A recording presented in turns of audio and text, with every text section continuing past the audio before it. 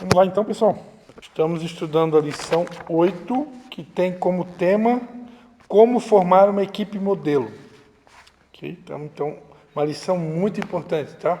Lição muito bacana, muito importante, tem muita informação preciosa aqui. Preste bem atenção. Nós começamos então a estudar na semana passada. A gente foi até o item 4, tá? Na apostila de vocês aí deve ser a segunda página. Então a gente aprendeu o que é uma equipe, como formar uma equipe modelo e os membros da equipe. Tá? Agora a gente vai começar a verificar as características de uma equipe. Naquele grupo novo que eu criei ali do WhatsApp, eu já coloquei as duas aulas ali, tá? Na verdade é uma aula só, que foi a aula da semana passada, só que eu dividi em duas, né? Que eu sempre divido o áudio para não ficar um áudio muito extenso, né? Então, quem quiser acompanhar depois, né? Quem quiser, não. Quem faltou a aula não é opcional, né? Tem que tirar um tempo para ouvir. Mas, amém, vamos ficar de pé, vamos orar, né? Tem algum aluno aí que quer orar hoje? Quer orar para começar? Olá, Marcelo, tu com esse sorriso nos dentes aí. Amém. Senhor, meu Deus, meu Pai, quero primeiramente te agradecer por mais essa oportunidade de estar aqui aprendendo mais da tua palavra, Senhor. Venha, Senhor, usar a vida do pastor Christian, Senhor, como lugar de professor aqui nessa noite para que possa transmitir o entendimento dele sobre a nossa vida, Senhor. Abençoa a vida de cada um que está aqui, Pai, que tirou um tempo para conhecer mais da tua palavra, buscar, Senhor, mais da tua palavra. Pedimos em nome de Jesus. Amém. Amém. Todo mundo achou aí na apostila aí? Então vamos lá. Características de uma equipe, né? Então a gente está aprendendo sobre como formar uma equipe, né? A gente já aprendeu na aula anterior sobre o modelo dos 12, né? Jesus ele formou uma equipe de 12, compreendendo, né, o modelo dos 12. Então Jesus formou uma equipe de 12 e agora, na sequência, como formar essa equipe, né? Como que se forma uma equipe. Então, a partir de agora, então, a gente vai estar vendo as características de uma equipe. Como devem ser as características, né, das pessoas que vão compor essa equipe de liderança no ministério, né? E aí eu falava aqui na aula passada que esse material ele serve não só para uma liderança de igreja, né? Mas serve também para uma liderança numa empresa, em qualquer âmbito, né? Numa escola, em qualquer âmbito onde se tenha liderança, esse material aqui pode ser utilizado. Tá? E o melhor de tudo, né? Com base bíblica, né? Com princípio fundamentado na palavra de Deus, que é o livro dos livros, que é a base de tudo, né? A inspiração, se ela vem do próprio Deus, né? Não existe nada que esteja acima de Deus, né? Eu sempre digo, eu tive a oportunidade de fazer uma faculdade, sou formado em administração de empresas, né? E ao longo dos anos eu tenho percebido, principalmente depois da minha conversão, eu já tive a oportunidade de dar uma pesquisada. Por exemplo, eu assinava a revista Exame, que era uma revista própria para empresários, própria para essa área de negócios, a área de finanças, né? E eu assinava também a revista Você S.A. Tinha a revista Veja, né? E tinha a revista Você S.A. E eu assinava, que também era uma revista própria para empresários, para líderes, né? E eu nunca me esqueço que teve uma reportagem uma vez onde entrevistaram vários empresários de sucesso e perguntaram quais eram os segredos de sucesso daqueles empresários, né? À época, né? E eu fiquei de cara quando eu fui verificar os segredos de sucesso daqueles empresários que naquela época, coisa de 20 anos atrás, eram empresários de sucesso aqui no Brasil. Todos os segredos que eles citaram, todos eles tinham na Bíblia. Todos eles tinham na palavra de Deus. E eu garanto para vocês que muitos daqueles empresários nem sabem que os princípios que eles estavam utilizando, que estavam fazendo sucesso nas empresas deles, muitos deles nem imaginam que esteja na Bíblia, aqueles princípios, né? E nós que conhecemos a palavra de Deus, quando a gente se depara com uma informação como essa, a gente chega à conclusão, né? Não tem. A palavra de Deus, tudo está aqui, né? A palavra de Deus é a bússola. Ninguém vai conseguir inventar ou criar nada que não tenha uma origem aqui na Bíblia, né? Se está dando certo, pode ter certeza, a origem está aqui, né? Ao menos pessoas que estão ganhando dinheiro, né, com falcatrua, de maneira desonesta, aí pode ganhar muito dinheiro. Só que a gente sabe, né, que não tem a aprovação de Deus, e essas pessoas, se não se arrependerem e não se converterem, o lugar delas é o inferno, né? É o que diz a Bíblia, né? Então, o que adianta, né? Muitas pessoas ou empresários de sucesso que estão fazendo isso de maneira desonesta, aos olhos humanos, né? Uhul! Né? Parabéns para eles, né? Estão ganhando muito dinheiro, estão fazendo sucesso, a mídia estão com os olhos nesses empresários, nessas pessoas. No entanto, para nós cristãos, não tem valor nenhum, né? Se tem desonestidade, se tem corrupção, para nós não tem valor nenhum. Para nós só tem valor quando a coisa é feita de maneira honesta e correta, certo? Então vamos lá, então só essa palhinha aí, né, na inspiração do Espírito aqui, para deixar claro que não tem nada que vai se fazer nesse planeta que vai dar certo, que não venha estar fundamentado nos princípios da palavra de Deus, né? Se tiver fora, com certeza é só casa firmada na areia, e aquilo que é firmado na areia, uma hora vai cair, né? É questão de tempo, né? E aí você já sabe, né? No Brasil, eu vi uma média, há um tempo atrás, para cada 10 novas empresas não me lembro se é uma estatística brasileira, mas eu acredito que é. A cada 10 empresas novas que surgem no mercado, 9 delas fecham. Essa estatística eu vi há um tempo atrás. Eu não sei hoje, teria que atualizar, né, para se informar. Mas a verdade é que tem um número muito grande. Na proporção, né, é maior o número das empresas que fecham em relação àquelas que permanecem, né? Porque muitas, na verdade, são firmadas na areia, né? E aqui no Brasil a gente sabe que tem essa cultura, né? Não só no Brasil, né? É muita gente querendo ganhar dinheiro rápido e ganhar dinheiro fácil. E com Deus não funciona assim. Com Deus tem que haver uma fidelidade no pouco para que Ele nos coloque sobre o muito, né? Então, muitos não querem começar pequeno. Muita gente quer começar grande já, né? E é onde que acaba construindo uma empresa, um próprio ministério pode ser também, né? Sem ter fundamentação, sem ter uma base sólida, né? Uma estrutura, vai acabar ruindo, é só questão de tempo, né? É questão de tempo. Então, se eu quero montar um negócio, uma empresa, um ministério, ou qualquer coisa que eu quero que tenha durabilidade, isso vai ter que ser bem fundamentado, ou como diz o italiano, sacramentado na palavra de Deus. Aí aquilo que é edificado sobre fundamentos sólidos, pode vir o vento, pode vir a tempestade, pode até balançar o barco, né? Pode até balançar o barco, mas o barco não vai afundar e a casa não vai cair. Amém? O crente pode tropeçar, tudo está valendo, né? A Bíblia diz que até 7 vezes cairá o justo, né? Porque o justo tropeça também, né?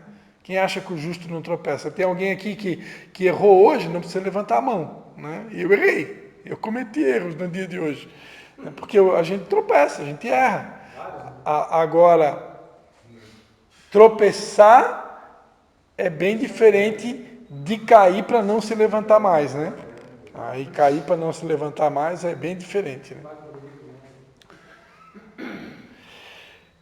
Características de uma equipe, então, vamos lá. Características de uma equipe segundo o padrão de Deus. Primeira característica, essa equipe precisa aprender a depender de Deus, né? Para mim, Christian Zunino, não tem melhor sinônimo da palavra humildade do que a palavra dependência. Para mim não tem. Para mim o melhor sinônimo da palavra humildade e para mim também humildade é o principal ensinamento do Evangelho. Jesus Cristo disse, né, aprendei de mim, que sou manso e humilde de coração, e encontrarei descanso para as vossas almas. Então, para mim, a humildade é o cerne, é assim que se chama? Cerne? É o centro do ensino de Jesus, né? E eu aprendi lendo um livro de Andrei Murray, né, um africano, já está com o Senhor, que ele explica, né, que a humildade é a raiz do amor. Então não existe amor sem humildade. E também não existe fé sem humildade. A humildade é a raiz de tudo, né?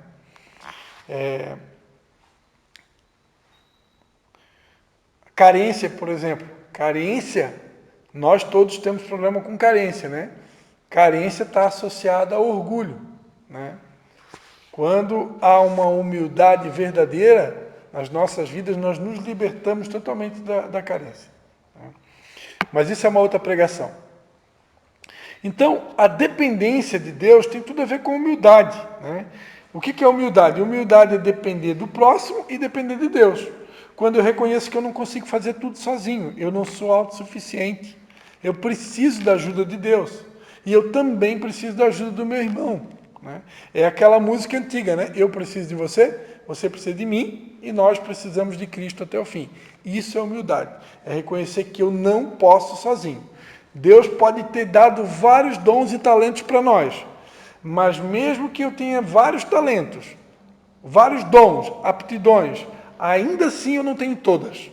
Ainda assim tem algum talento que o Elton tem, que eu não tenho, que a Edna tem, que eu não tenho, que o Reni tem, que eu não tenho, que o Marcel tem, que eu não tenho.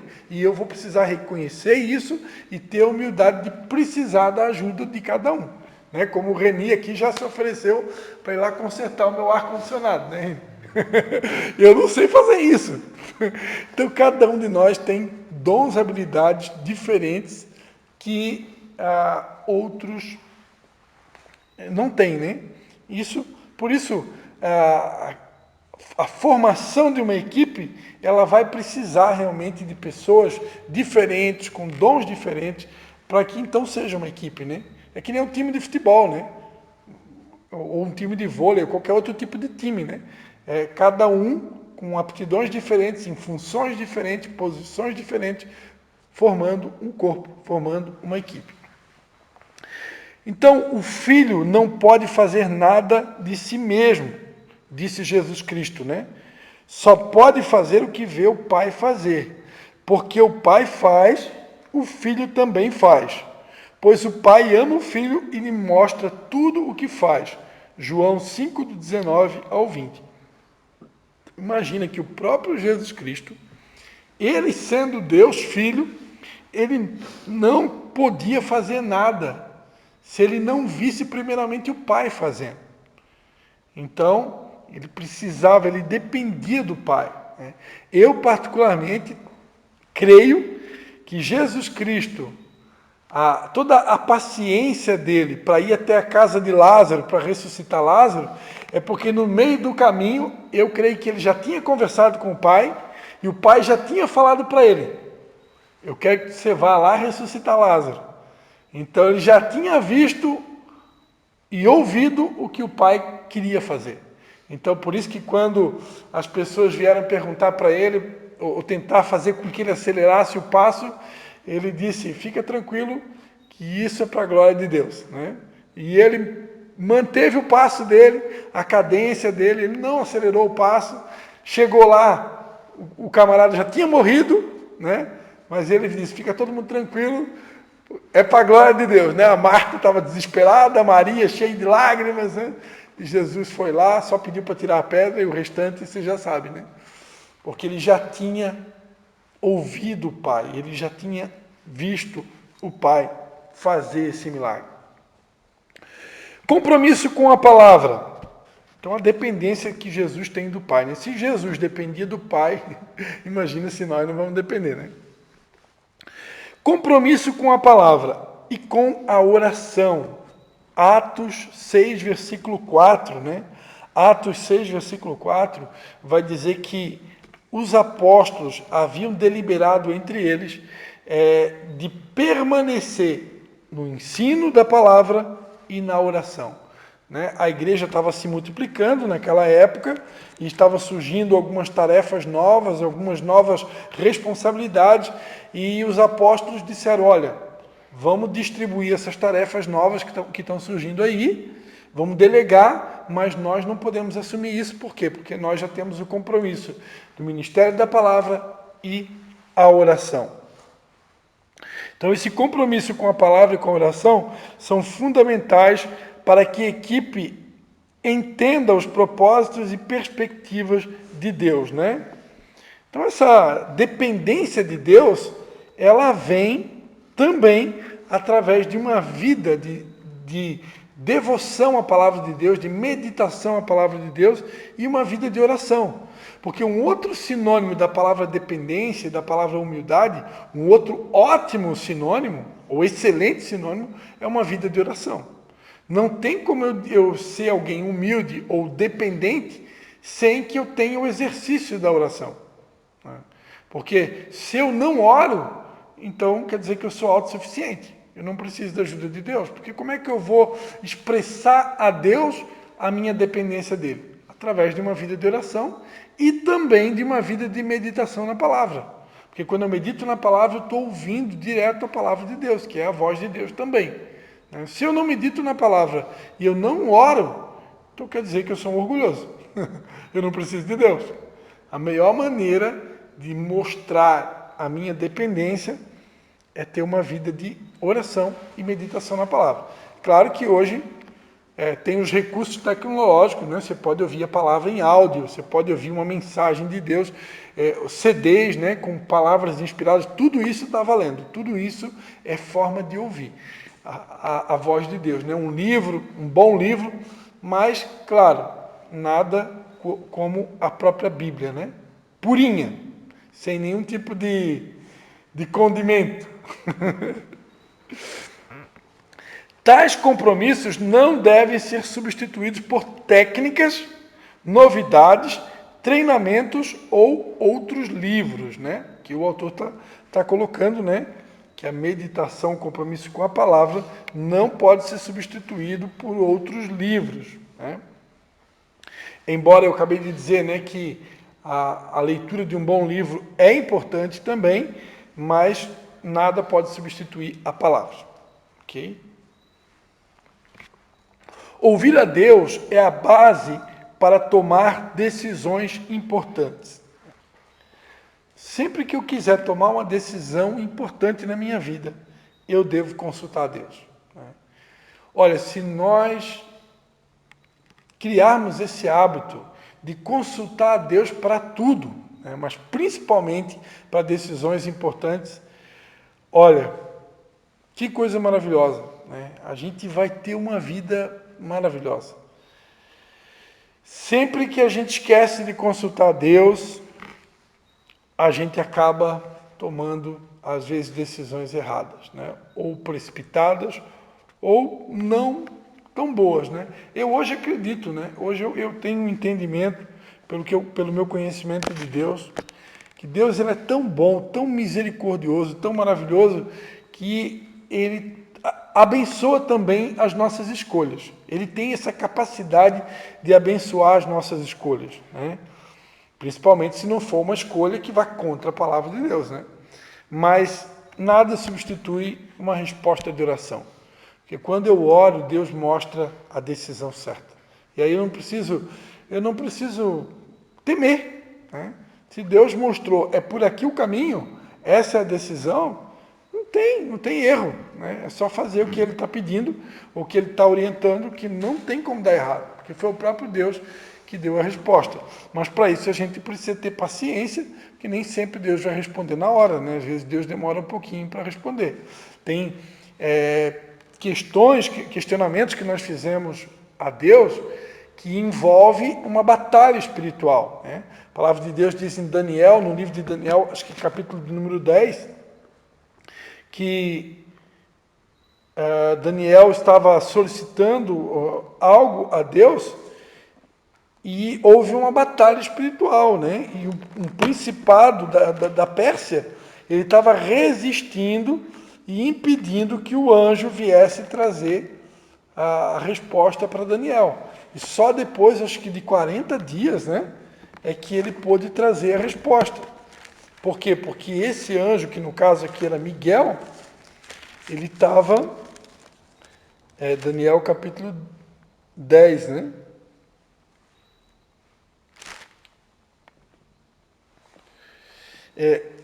Esse anjo que veio trazer a resposta, ele estava envolvido numa batalha espiritual na Pérsia, e só depois, acho que foi de 21 dias, né, é que ele então conseguiu trazer a resposta, porque ele estava envolvido numa guerra. Então, às vezes você faz um pedido a Deus e Deus, essa pergunta, esse questionamento, ele envolve uma batalha espiritual. E você vai precisar perseverar em oração, jejum, muitas vezes, até que essa batalha espiritual seja vencida no mundo espiritual, e aí Deus libera o anjo para vir trazer a resposta para você. Ou o próprio Espírito Santo, ele te dá a resposta, né? Tudo isso está relacionado a uma vida de dependência de Deus, que é característica número 1 para compor uma equipe no padrão de Deus, né? Segundo, essa equipe deve ser consagrada. Aqui tem mais uma informação. Uma equipe que vive sob orientação divina colherá frutos que ultrapassam o que ela pode esperar, mais do que qualquer imaginação pode alcançar. Efésios 3, do 20 ao 21, diz que Deus é poderoso, né, para fazer infinitamente mais, além de tudo aquilo que pedimos ou pensamos, segundo o seu poder que nós opera. Ok? Então, Deus ele pode sempre fazer mais de tudo aquilo que a gente pede, pensa e imagina. Essa promessa é condicionada ao grau da presença, do poder e da graça do Espírito Santo. Sem isso, a equipe funciona em termos meramente humanos. Depender de Deus, sempre vamos precisar um do outro, porém a nossa dependência integral é de Deus, né? A principal dependência nossa é de Deus, mas também vamos sempre depender um do outro, né? E é importante que a gente aprenda isso, né? A depender do outro e depender de Deus primeiramente. Segunda característica dessa equipe modelo, ela é ser consagrada a Deus. Precisa ser uma equipe consagrada a Deus, uma equipe que foi dedicada a Deus. A palavra de Deus diz em Levítico 11, 44, eu sou o Senhor vosso Deus, consagrai-vos e sede santos, porque eu sou santo. A consagração pessoal de cada membro é fundamental para que Deus tenha liberdade de agir na equipe e através dela. A atitude nessa separação do mal deve ser de ódio ao pecado, à impiedade e à conduta de vida imoral e corrupta do mundo. Então, essa equipe que é consagrada a Deus, Deus espera que ela venha adquirir nojo do pecado, né? Eu gosto dessa palavra nojo. Aqui diz ódio ao pecado, né? Mas eu gosto da palavra nojo, né? Eu me lembro que uma vez eu tinha um discípulo que ele era usuário de drogas, e sempre que ele voltava do encontro, ele caía de novo na armadilha, né? Do crack, né? E da maconha. E eu dizia, você tem que orar, pedir a Deus para que te dê nojo, coloque nojo por essa droga aí. Porque só com nojo mesmo, e Deus pode dar uma experiência para a pessoa de sentir até cheiro mal. Imagina que o usuário de droga, se ele pedir a Deus essa experiência, Deus pode dar um cheiro ali na droga, um cheiro de uma carne podre, por exemplo, de uma comida estragada, ou até um cheiro de vômito. Sabia que Deus tem poder para fazer essas coisas? Deus tem poder para tudo. Aí imagina o cara vai sentir o cheiro da droga lá, vai usar, e vem aquele cheiro de vômito, ou aquele cheiro de cocô, sei lá, né? É uma forma de se libertar completamente do vício, né? Então a gente deveria, principalmente para quem ainda está lutando contra alguma área de pecado, né, fazer esse tipo de oração, né, para que a gente tenha nojo. Nós precisamos ter nojo do pecado. 2 Coríntios 6, 2 Coríntios 6, do 17... 2 Coríntios 6, do 17 ao 18, diz assim: pelo que saí do meio deles, apartai-vos, diz o Senhor, não toqueis nada imundo, e eu vos receberei. Eu serei para vós pai, e vós sereis para mim filhos e filhas, diz o Senhor Todo-Poderoso. Aqui o texto está falando, né, em que consenso tem o templo de Deus com os ídolos, pois vós sois santuário do Deus vivente. Como Deus disse, neles habitarei e entre eles andarei, e eu serei seu Deus e eles serão o meu povo. Né? Aqui esse texto está mais ligado à idolatria. Né? Então eu não posso me misturar e ter consenso com nenhum tipo de idolatria. Né? Isso aqui é bom lembrar que idolatria não diz respeito só a ídolos, por exemplo, ídolos mudos, né? Mas ídolos vivos também, né? Lembrando que hoje no meio evangélico tem mais ídolos vivos do que na igreja romana ídolos em forma de barro e de gesso. Então, às vezes, os evangélicos condenam os ídolos de gesso e de barro, né? E de concreto, de madeira, que existe na igreja dos nossos irmãos católicos, e se esquecem, né, que no meio evangélico muitas vezes tem um monte de ídolos, cantores gospels, né, pregadores, ídolos vivos, né, que são tão idolatrados muitas vezes quanto os ídolos de barro e de gesso. Né? E isso para Deus é tão grave quanto. Né? Então a gente precisa ter essa amplitude no olhar. Principalmente para que nós não venhamos fazer como Isaías, né? Até o capítulo 6 de Isaías, né? Ficar dizendo, ai daquele, ai daquele, ai daquele, quando nós também temos culpa no cartório. Né? Então, cuidado. Número 3, terceira característica de uma equipe, necessária para uma equipe, né? Ter unção. Ter unção. Né? Meu pai diria, né? Uns são, outros não são. Então, terceira característica, é importante que seja uma equipe ungida, né? A palavra de Deus diz em 1 João 2,20, mas vós tendes a unção que vem do Senhor, e sabeis tudo. A unção está falando, né, da presença do Espírito Santo de Deus na nossa vida. Né? A unção, ela quebra o jugo. Quando um líder tem uma unção especial em seu ministério, toda a equipe compartilha dela. Os dons espirituais são reconhecidos e usados. Né? Quando um líder se consagra para Deus, tem uma vida de santidade, de busca ao Senhor, né? Ele vai se tornar uma pessoa ungida. Né? E quando nós, líderes, nós pregadores do Evangelho, quando nós pregamos na unção do Espírito Santo, essa unção ela quebra julgos. Né?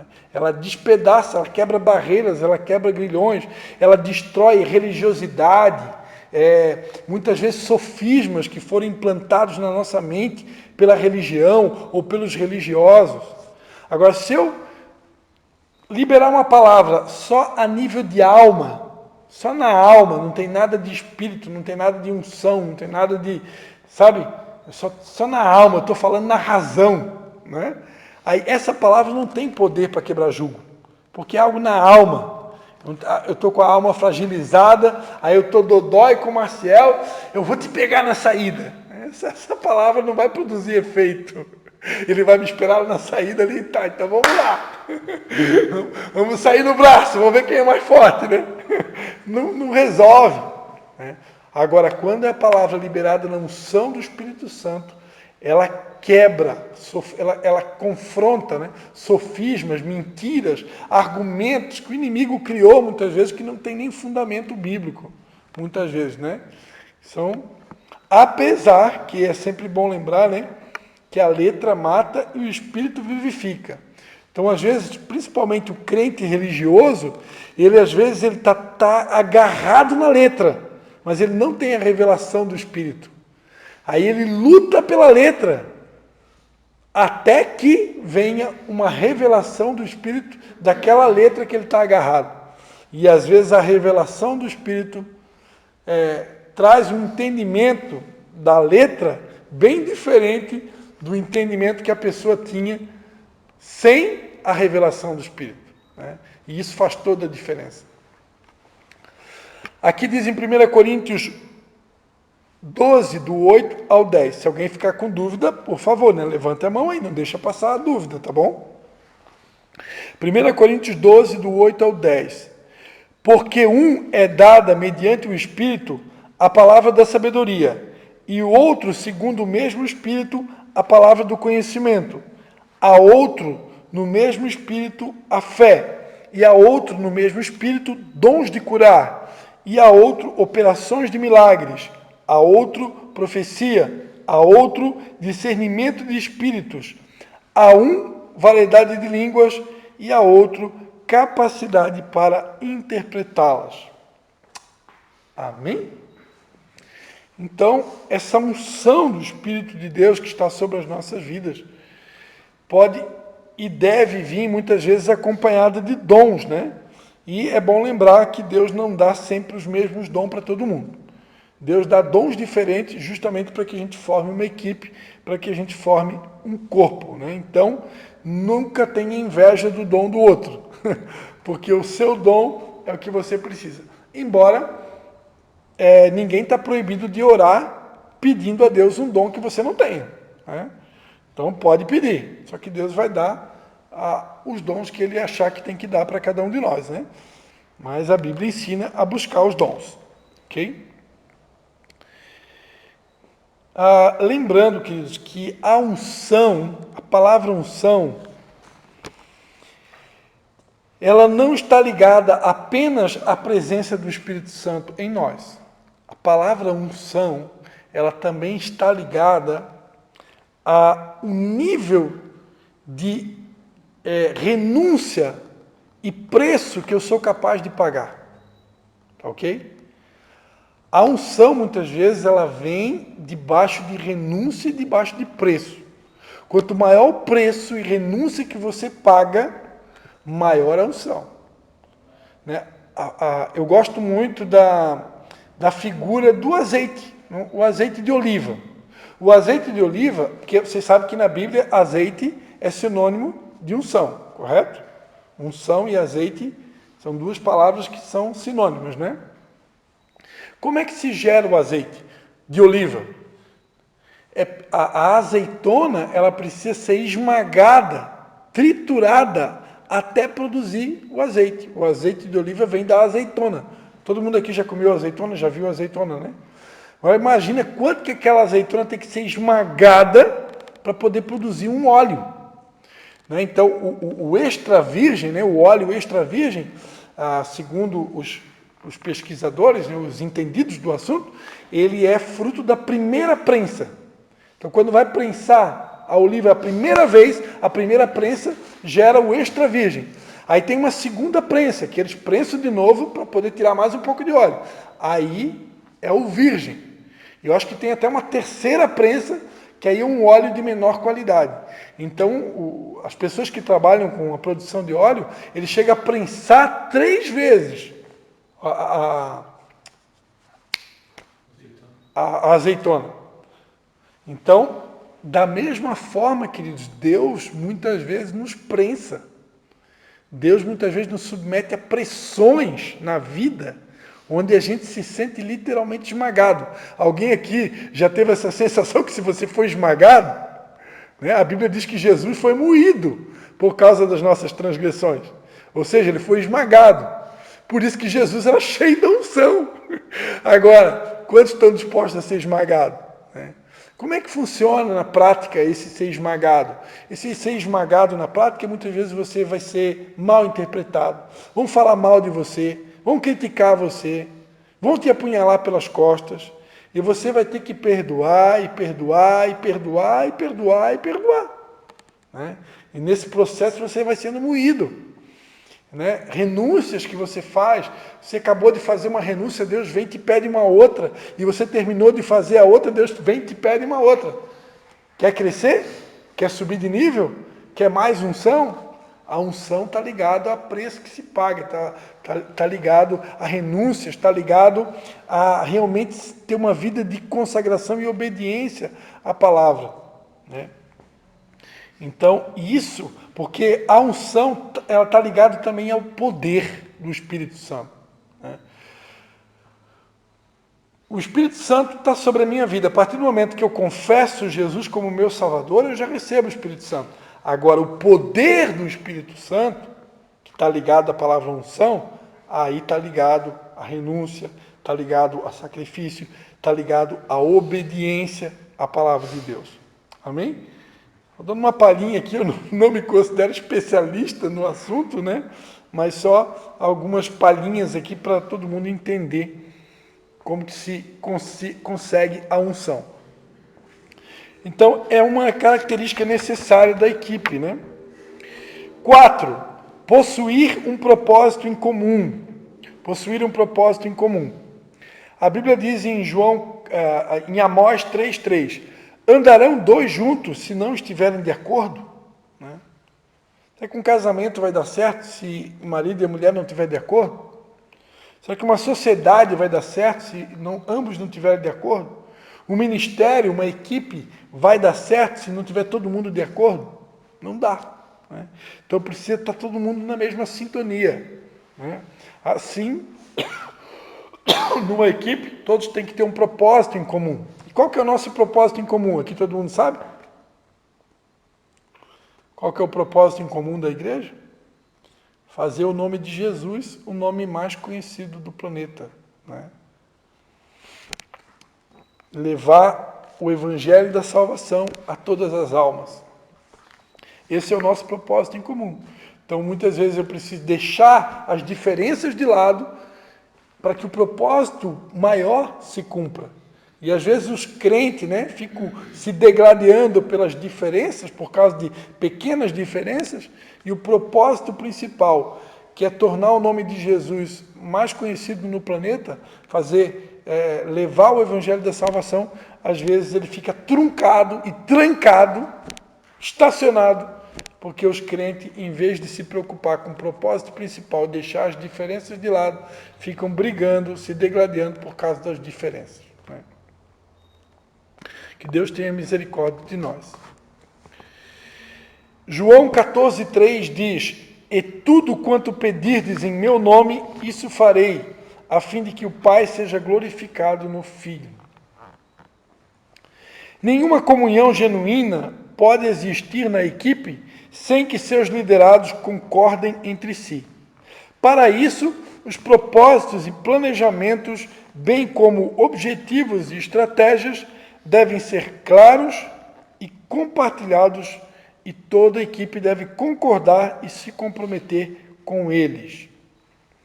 Ter um propósito em comum marca a equipe com progresso e crescimento ministerial. Gostei dessa parte aqui, ó. Os propósitos e planejamentos, bem como objetivos e estratégias, devem ser claros e compartilhados a toda a equipe. Então, precisa haver clareza, né? Nas estratégias, nos objetivos. Tudo que é compartilhado com a equipe precisa ser de maneira clara, transparente e compreensível, né? Todos precisam entender para que haja um engajamento, né? Eu citei aqui na aula passada, né, sobre o fluxograma, né?